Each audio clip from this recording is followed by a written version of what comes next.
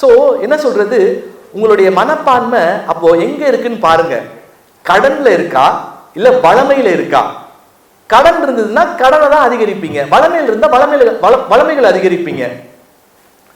So அது போல என்ன பண்ணணும், அடுத்தது உங்க பிசினஸ் டெவலப் ஆகணும்.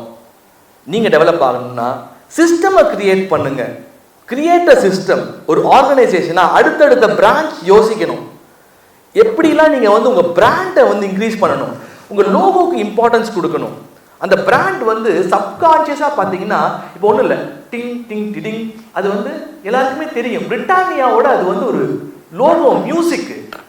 அமேசான் எடுத்துட்டீங்கன்னா ஒரு அம்புக்குறி போட்டிருக்கான். இது சின்ன விஷயமா இருக்கலாம் அவன், ஆனா இந்த லோகோக்கு பல லட்சங்களை செலவு பண்ணுவான், பல எக்ஸ்பெரிமெண்ட் பண்ணுவான். அவனுக்கு எது எப்ப செட் ஆகுது, எப்ப ஈஸியா இருக்கணும், மக்கள் மனசுல டக்குன்னு பதியணும். அப்போ நீங்க எளிமையான விஷயங்களை கொண்டு மக்களை நீங்க ஈர்க்கணும். நம்ம இந்த பிரபஞ்சத்துல நம்ம எல்லாருமே அடைய முடியாது, எல்லாத்தையுமே நம்ம ஈர்க்க தான் முடியும். நான் என்ன சொல்வேன், நாம எல்லாருமே காந்த சக்தி. நம்ம மூளைக்குள்ள என்ன இருக்கு, நம்ம மூளை என்ன மிகப்பெரிய பவர்ஃபுல் மேக்னெட். ஏன் நீங்களாம் அட்டன் பண்றவங்களாம் இன்னைக்கு பாக்கியசாலிகள். இறைவன் தான் அந்த அருள் ஆசையை உங்களுக்கு வழங்கி இருக்கான். ஏன் வெளியில இருக்கவங்க அட்டன் பண்ண முடியலையே?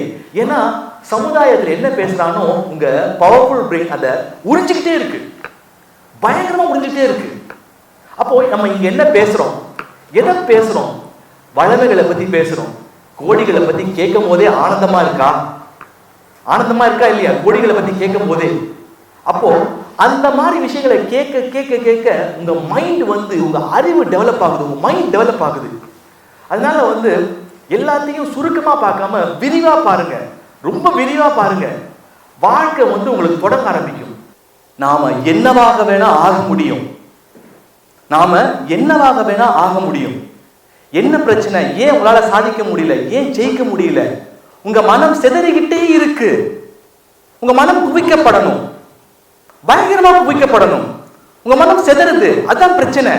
குதிரைக்கு கடிவாளம் போட்ட மாதிரி நீங்க அப்படியே போக்கஸ்டா ஒரு விஷயத்தை செஞ்சுக்கிட்டே இருங்க. அதாவது நீங்க வளரணும் வளரணும் வளரணும் வளரணும், அதே தாட்ல நீங்க உங்களோட உழைப்பை கொடுத்துக்கிட்டே இருங்க. பை ப்ராடக்டா நீங்க தேடுற பணம், பேர், புகழ், வெற்றி, growth எல்லாம் வருமா வராதா? கண்டிப்பா வரும். அப்ப பிரச்சனை எங்க? வெளி உலகத்துல பிரச்சனை கிடையாது, உங்க மனம் சிதறி போயிருக்கு. நீங்க தெளிவாயிடுங்க, உங்களுடைய அறியாமையை பயன்படுத்திக்க விடாதீங்க, விழித்திருங்கள். இப்போ சின்னதா ஒரு கொஸ்டின் அண்ட் ஆன்சர் செஷன் வேணா வச்சுக்கலாம். அதுக்கப்புறமா வேணா ஒரு கான்செப்ட் இருக்கு, அதுக்கு போகலாம். என்ன சொல்றீங்க? Any questions? Will just discuss. Okay, mike கொடுங்க அவங்களுக்கு. இந்த உலகத்தில் பாசிட்டிவும் இருக்கு, நெகட்டிவும் இருக்கு. ஓகே, ஸோ நீங்கள் மேலே ஏறணும்னு நினைக்கிறீங்க. அப்போது ஃபஸ்ட்டு நெகட்டிவ் உங்களை என்ன பண்ணும், நீங்கள் ஏணிப்படியில் ஏறுறீங்க. ஏறினோன்னே உங்களை பிடிச்சி இழுக்கும், கீழே தள்ளி விட முற்படும். ஆனால் நீங்கள் தான் சுதாரிப்பாக அந்த தள்ளி விடுற எலிமெண்ட்டை ஓங்கி எட்டி ஒரே உதச்சிட்டு ஏறுறதுல தீர்மானமாக இருக்கணும், ஏறுறதுல தீர்மானமாக இருக்கணும். அப்போது தானாக ஏறி போயிட்டீங்கன்னா ஃபினிஷ். ஆனால் என்ன தெரியுமா பிரச்சனை? எதை வச்சு தெரியுமா ஏறுவீங்க அந்த ஏணியில்? ஒரு பெரிய ஒரு 100 கிலோ மூட்டையை வச்சுப்பீங்க, அரிசி மூட்டையை வச்சுக்கின்னு உங்களால் ஏற முடியுமா? அந்த 100 கிலோ மூட்டை என்ன தெரியுமா? பலருக்கும் அப்படியே சொல்றேன், காமனா காதல் தோல்வி, இல்லைன்னா ஃப்ரெண்ட்ஸ் ஏமாத்திட்டாங்க, பணம் ஏமாத்திட்டாங்க, என்னென்னமோ பேரண்ட்ஸ் சப்போர்ட் இல்லை மனைவி படிக்கலை, என்கிட்ட கடன் இருக்கு, என்னென்னமோ அந்த 100 கிலோ மூட்டையை வச்சுக்கிட்டு எப்படி நீங்க ஏறுவீங்க? நீங்க அப்ப என்ன பண்ணணும், அந்த மூட்டையை தூக்கி போட்டுருங்க, ஏறதுல தீர்மானமா இருங்க. எல்லாமே உங்களுக்கு எளிமையா கிடைச்சிட்டா அதற்கான மதிப்பே உங்களுக்கு தெரியாது, அந்த வேல்யூவே தெரியாது. அது ஆங்கிலத்தில் சொல்லுவாங்க, நத்திங் ஒர்த்வைல் கெயின் வித்தவுட் பேயிங் அ பிரைஸ். எல்லாத்துக்கும் நாம இங்க விலை கொடுக்கணும், ரெசிப்ரோகேஷன். சொன்னேன்ல காலையில பேசிட்டு போனேன், if you give respect you can take the respect. நான் எதுவுமே கொடுக்க மாட்டேன் அப்படின்னா you will not get. அதனால எல்லா விஷயங்களும் இருக்கு. மாயா இங்க வேலை செஞ்சுக்கிட்டு இருக்கு. மாயான உலகம் நீங்க நல்ல விஷயத்தை தேடி போறீங்க, என் பயிற்சி செய்யணும்னு வச்சுக்கோங்களேன், உங்களை செய்ய விடாது. அன்னைக்கு காலை தான் நீங்க பயிற்சி செய்யணும்னு நினைச்சிருக்கலாம், அப்பதான் உங்க மனைவி ரொமான்ஸா உங்க மேல கை போட்டிருக்கலாம், அப்படியே அதுல நீங்க டக்குன்னு வந்து மாயால் அஃபெக்ட் ஆகி அப்படியே நீங்க தூங்கி இருக்கலாம். உதாரணம் சொல்றேன். இதெல்லாம் வந்து வெளியில நிறைய வந்து உங்களை டிஸ்ட்ராக்ட் பண்றதுக்கான எலிமெண்ட்ஸ் நிறைய இருக்கு. அதுல ஒரு ஆங்கிலத்தில் ஒரு நல்ல ஒரு வாக்கியம் பார்த்தேன். அதுல வந்து your focus is your ability to say to the yes to the one and the discipline to say no to the 99% distractions. Your focus is your ability to say yes to the one and the discipline to say 99% no to the distractions. சொல்றது புரியுதா? 1% நீங்க வந்துட்டு 99% distraction. ஆனா நீங்க டிசிப்ளினை வளர்த்துக்கணும். டிசிப்ளின்னா என்ன? ஒழுக்கம்னா என்ன?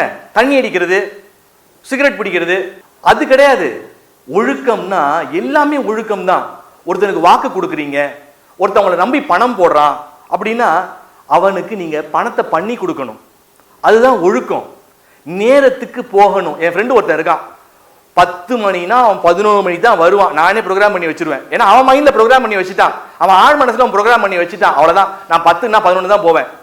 See, you can just tell lot of reasons. நிறைய ரீசன் சொல்லலாம். இது இல்லை, எனக்கு அது இல்லை, வந்து இந்த மாதிரி எனக்கு பொண்டாட்டி பிரச்சனை அது இதுன்னு சொல்லலாம். வந்துட்டு அதெல்லாம் விட்டு தள்ளுங்க. நீங்க என்ன, நீங்க ஏறணும். நீங்க வந்துட்டு அசாத்தியமான நம்பிக்கை, அசாத்தியமான முயற்சி நீங்க இருக்கணும் உங்கள்கிட்ட. அப்போ உங்கள் மனம் ஒருநிலைப்படும். மனசை ஒருநிலைப்படுத்துறதுன்னா தியானம் செய்யறான். வந்து இப்போ முதல்ல ஏகப்பட்ட மெயில் வரும், நான் தியானம் செய்கிறேன், காமத்தை அடக்கி கொண்டேன் அப்படி இப்படின்னு. யார் உங்களை காமத்தை அடக்க சொன்னா? யார் இயற்கைக்கு முரணா போக சொன்னா? வந்து காமம் என்பது இயற்கை கொடுத்த வரம்.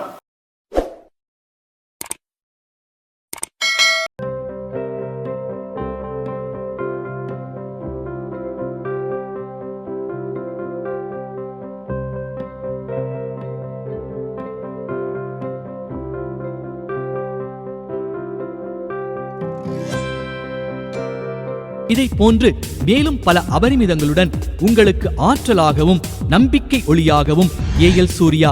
இந்த பதிவு உங்களுக்கு பிடித்திருக்கும் பட்சத்தில் இதனை உங்கள் நண்பர்களுக்கும் நல் உறவுகளுக்கும் பகிர்ந்து அவர்கள் வாழ்வை ஒளிரச் செய்து பிரபஞ்சத்தின் ஆசீர்வாதங்களை அபரிமிதங்களாக